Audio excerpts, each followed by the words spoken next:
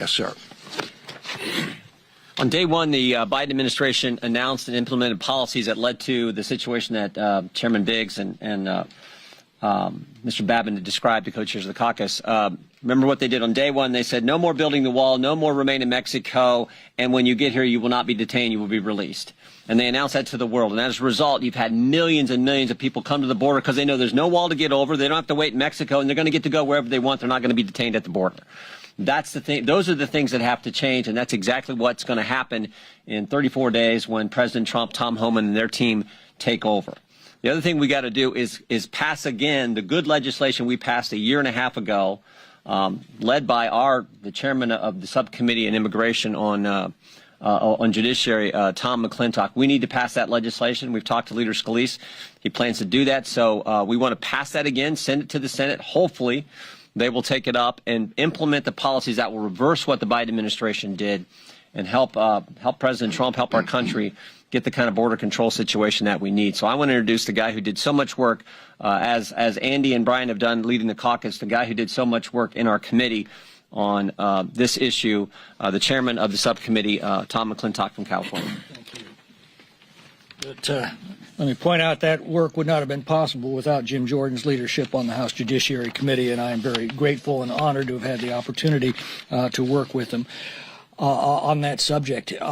It's pretty clear, history is screaming this warning at us, that countries that either cannot or will not secure their borders aren't around very long. Under the Biden administration, we have seen the largest illegal mass migration in our history, overwhelming our social services, our public schools, our public hospitals, our homeless shelters, and unleashing the most violent criminal gangs in the world upon our local communities. The American people have finally given us the tools to secure our border, and this administration, under Trump, is fully prepared to do so. President Trump proved that simply enforcing laws can produce secure borders, but President Biden proved that a president intent on leaving our borders wide open can do so as well. In the next session, our first priority has got to be to enact H.R. 2 to assure that future presidents cannot subvert the law, as Biden has, and then to sanction sanctuary jurisdictions that are protecting criminal administration requests to assure this tragedy never threatens our communities again. This border caucus has been a tireless and influential advocate for these policies. It's an honor to have been part of their work, and I personally want to thank Andy Biggs and Brian Babin for their leadership. They have done so many border tours for our members that have the eyes of a lot of our colleagues over the threat that this situation presents our country. And now it's my pleasure to introduce Representative Eric Burleson from Missouri, who is not here. So next on the list is Representative Kevin Hern of Oklahoma. I think I'm introducing you. Oh. Go ahead, Bob. Go ahead. I'm doing my Eric Burleson invitation. Congressman Bob Good from Virginia. Thank you to Andy Biggs, Chairman and Co-Chairman Brian Babin, for leading this all-important issue, this all-important press conference to discuss it. We all know the numbers. The Biden administration has helped well over 12, 13 million illegals to invade our country over the past 4 years, some 2, 3 million of which are known gotaways, those who don't surrender for all the free stuff that Mr. McClintock was talking about. These are the ones with the criminal ties and the terrorist backgrounds and the ones trafficking all the terrible things into our country. We know of hundreds of thousands of felons who are here illegally. And this has all been done on purpose by the Biden administration. Democrats believe that everybody around the world, the 7 billion people who don't live in the United States, have the right to come here with no limit, legally or illegally.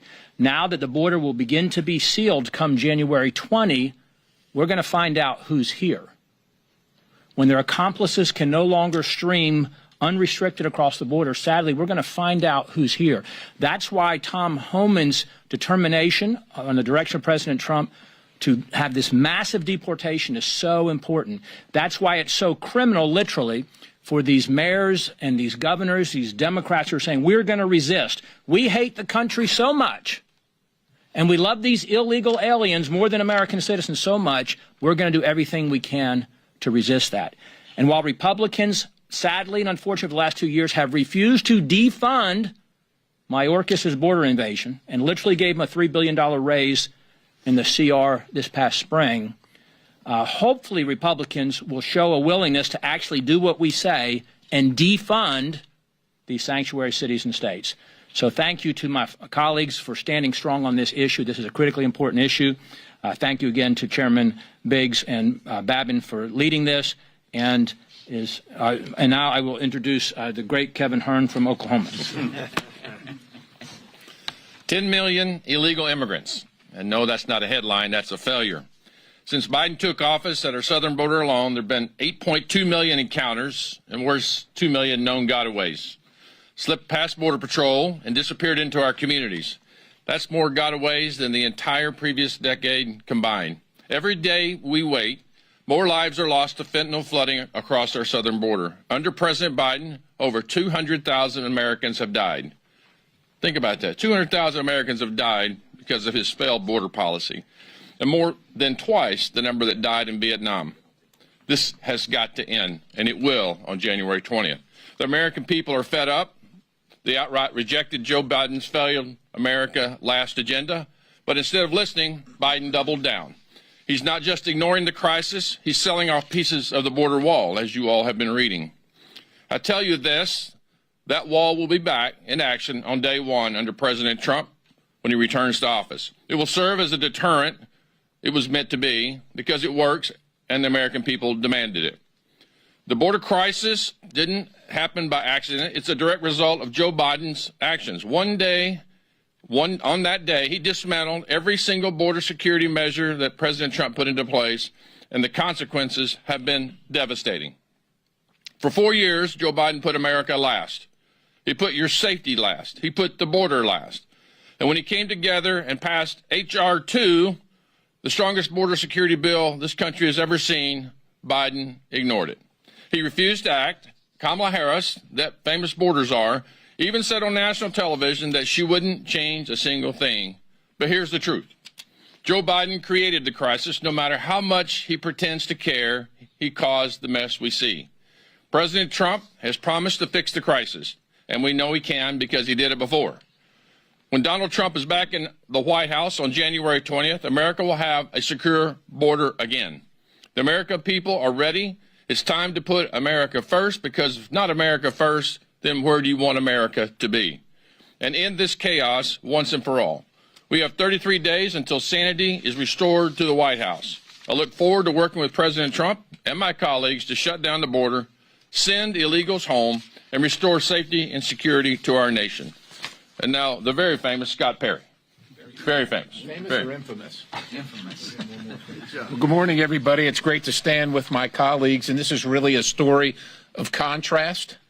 The difference between the Biden administration, the hard left, the radical left, President Trump, and average everyday Americans who can see the difference even though mainstream media refuses to report on it. Now, mainstream media and legacy media can finally be a great partner with the truth and the American people. Right now, as we all stand here, thanks to Andy Biggs and Brian Babin working throughout this whole process of the Biden administration. Right now, as we stand here, President Biden selling off sections of the border wall that have been sitting rotting in the desert, selling them off for pennies on the dollar.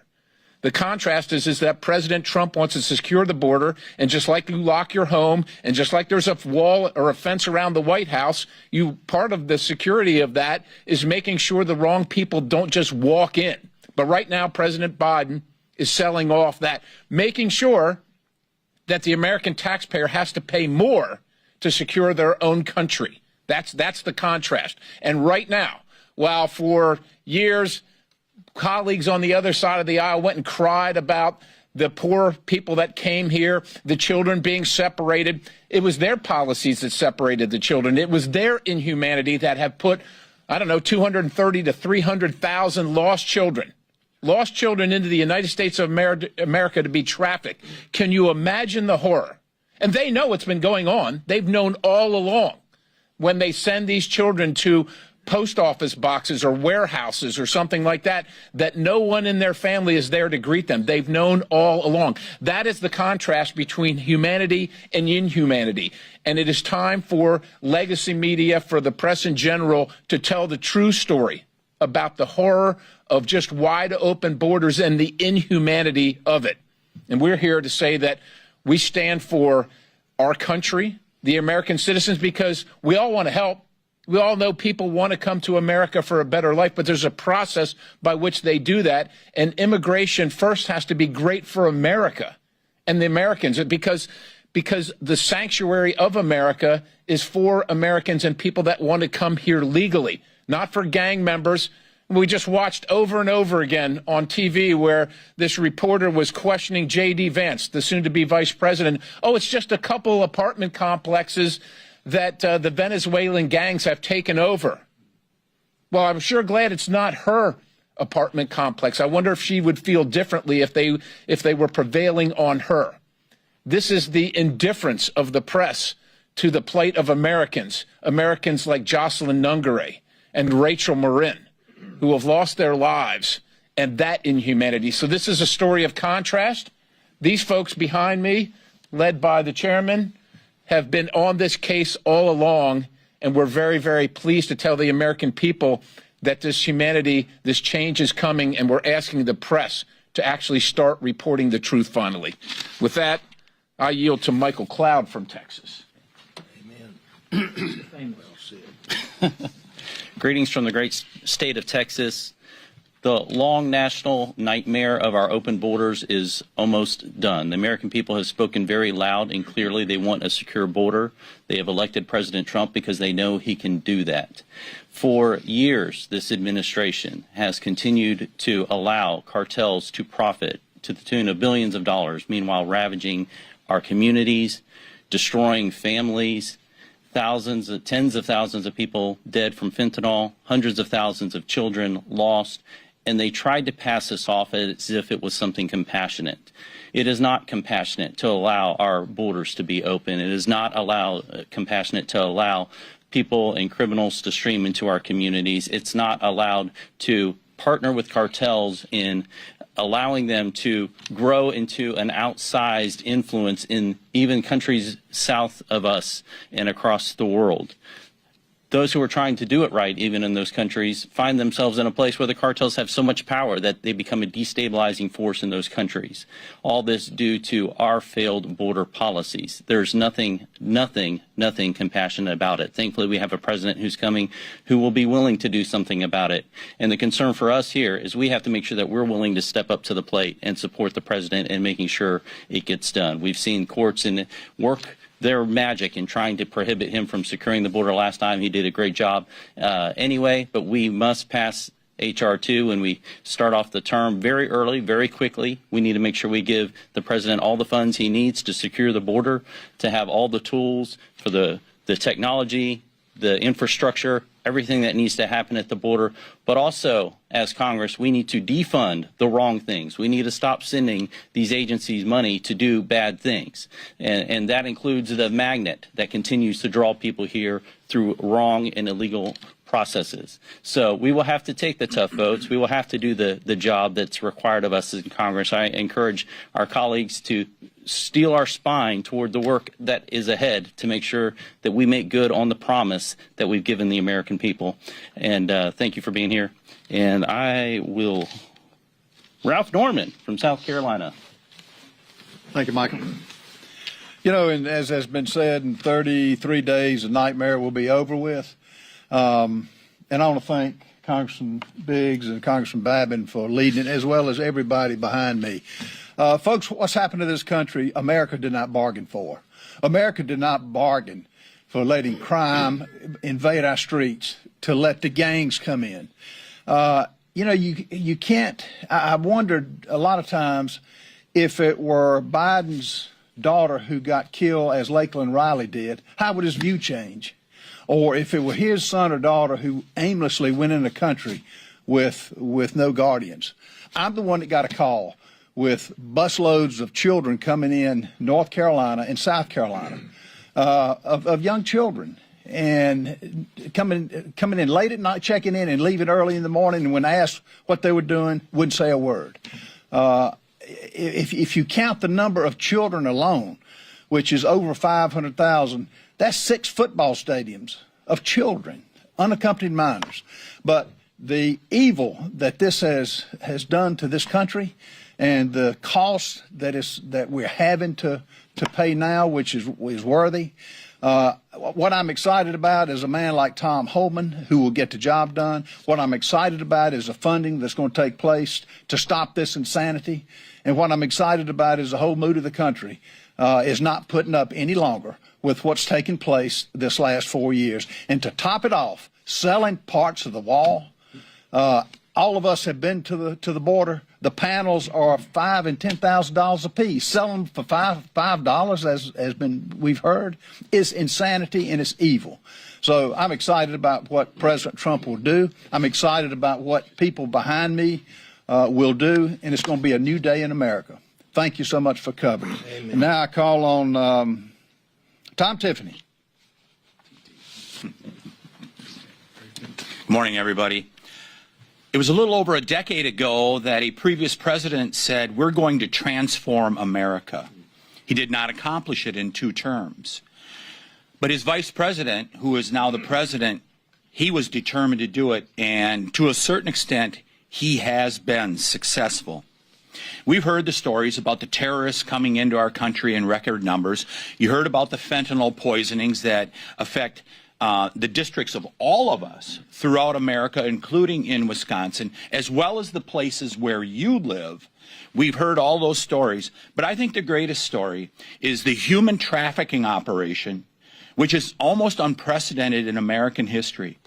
It rivals slavery from 300 to 400 years ago, the number of people that are being trafficked here through America by the cartels and others. And it is a sad day for America. And when the history of the 21st century, of the early 21st century is written, this will be a blight on American history, this massive human trafficking operation that was established. It's all going to end in January. And I look forward to working with my colleagues behind me because we have a big task in front of us. And I believe we should take H.R. 2, which was passed through the Judiciary Committee. Members behind here did a significant amount of work. I wrote one portion of that bill, and that was the parole portion. Parole is meant to be done on a case-by-case basis. We've seen the Biden administration, with Alejandro Mayorkas complicit in this, where they've used parole to bring people en masse into this country from Afghanistan, from Haiti, from Venezuela, from countries around the world. And we need to take H.R. 2 as the template here as we go forward and include that parole revision in there to make sure that we can keep the American people safe. So I just want to thank Brian Babin and Andy Biggs for the leadership they've provided, because they've shown a light on this issue and helped elevate it to one of the top 2 issues in this election on November 5th, when the American people said, we want this to stop. I can't wait to go to work after January 1st with this group behind me, representing the American people to make America's southern border secure once again. And I turn it back to Mr. Biggs from Arizona. Thank you, Tom. Thanks, everybody who's here and who's spoken. I'm going to cover just 2 quick points, just as a point of contrast. Just a few years ago, as Joe Biden was getting ready to be sworn into office, you could see illegal aliens gathering at the border.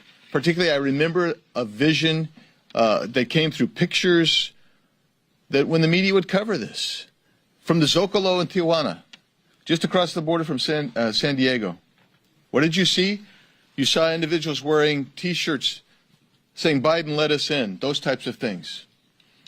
Now what's happened is you have the Philippine ambassador to the United States calling for all Filipinos who are illegally in this country to repatriate to the Philippines before President Trump takes office. That type of repatriation is going to happen as people really come to understand and believe that this administration is going to actually remove people. 1.5 million people with removal orders already in place, already had due process. They will be removed. Over 500,000 people who with criminal backgrounds who are illegally in the country, they will be found and removed. People will start self-repatriating. The other thing that I wanted to let you know is that the cartels have sensed this urgency.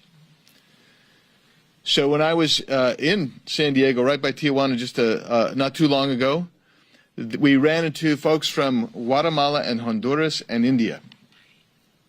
We asked how much you're paying. The guy from India, we couldn't really understand what he said, but the other folks, $5,000 a piece, $5,000 a piece. You know what the going rate right now is?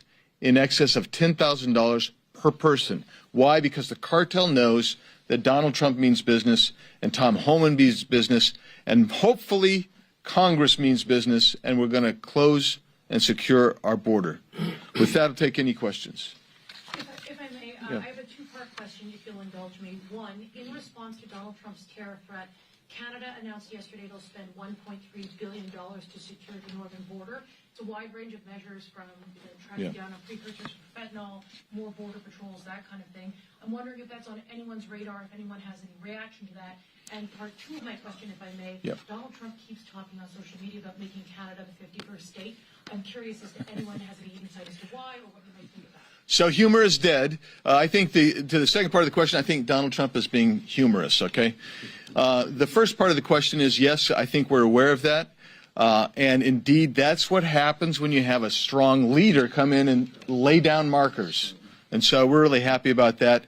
And also, President Sheinbaum in Mexico has indicated, at least has indicated a willingness to try to work to resolve some of these issues. And by the way, the cartels are actually very concerned about our enforcement as well. And you're seeing that in some of their actions, including the raising of price and trying to get people in before the 21st of January. I think you had a question? Yeah. So you guys have obviously developed a lot of legislation like HRT this Congress. Right. That you mentioned you want to try to get through now that Republicans will have the trifecta next year. But in your conversations with Tom Homan and others, from the executive standpoint, how is it going for them standing up the executive operation when it comes to mass deportation and that sort of thing? And how quickly will they be able to sort of change the bureaucratic inertia and start implementing?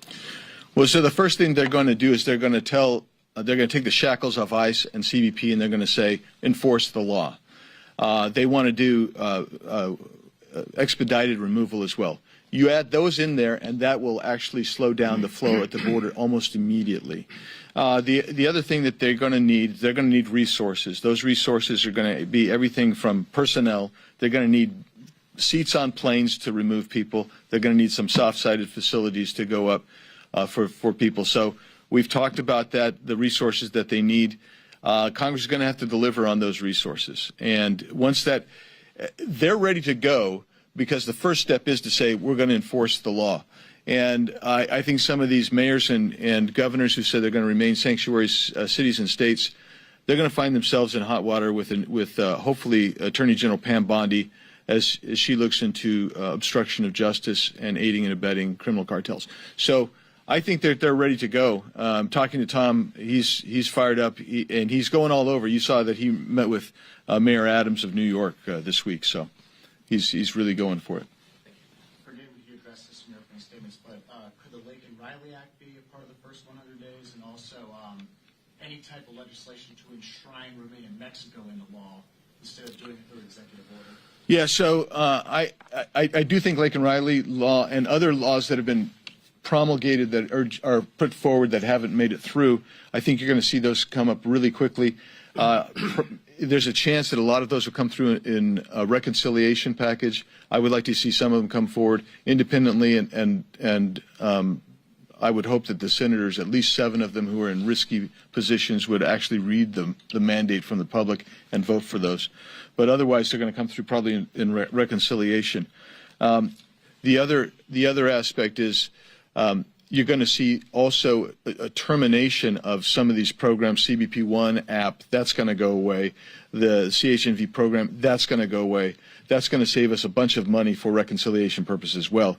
And then the final part of your question, which would be codification. We have to codify Remain in Mexico policy, but that's also going to require diplomacy with Mexico, and that's where having a strong leader like Donald Trump has already produced results in discussions that he's had with President Sheinbaum, and I'm hoping that our relationship with Mexico is such that we can respect their sovereignty, but they'll respect our sovereignty, and they'll help us reenact the Remain in Mexico policy, but it needs to be codified in statute for sure. Can I ask a follow-up if no one else has questions? Anybody want to? What do you guys think? Should we let her ask a follow-up? Yeah. Okay. Yeah. All right. Thank you. I appreciate this. I'm curious, given the changes that Canada has made, I'm a reporter from the Canadian News Outlet. Yeah. Do you think that's going to be enough to satisfy Donald Trump and Canada avoid the tariff threat? And how would you classify concerns that you might have about the northern border? So the northern border has been, we've seen more encounters in the northern border in the last year and a half than we've ever seen before, right? I mean, and then we've also seen increasing drug trafficking coming across and some human trafficking as well. So we've got to bring that to a close, just like we have to bring the southern border under control. You're asking me to read the mind of President Trump, and I will say that I support him, and he's doing a masterful job. He's an incredible leader. Will what Canada's doing be enough to prevent tariffs being imposed upon Canada? I don't know. I don't know if you guys have any insight on that, but I simply don't know. But I hope that, again, our relationship with Canada is a great trading partner with the United States and sits on our northern border, and we respect their sovereignty. Hopefully we can work together and respect each other's sovereignty and resolve this border crisis that's actually from the northern border states, border to the northern states as well. With that, thank you, everybody, for being here. Thank you all for my colleagues for being here, and we'll talk to you again. Thanks, buddy. Appreciate it. Thanks, buddy. Appreciate it.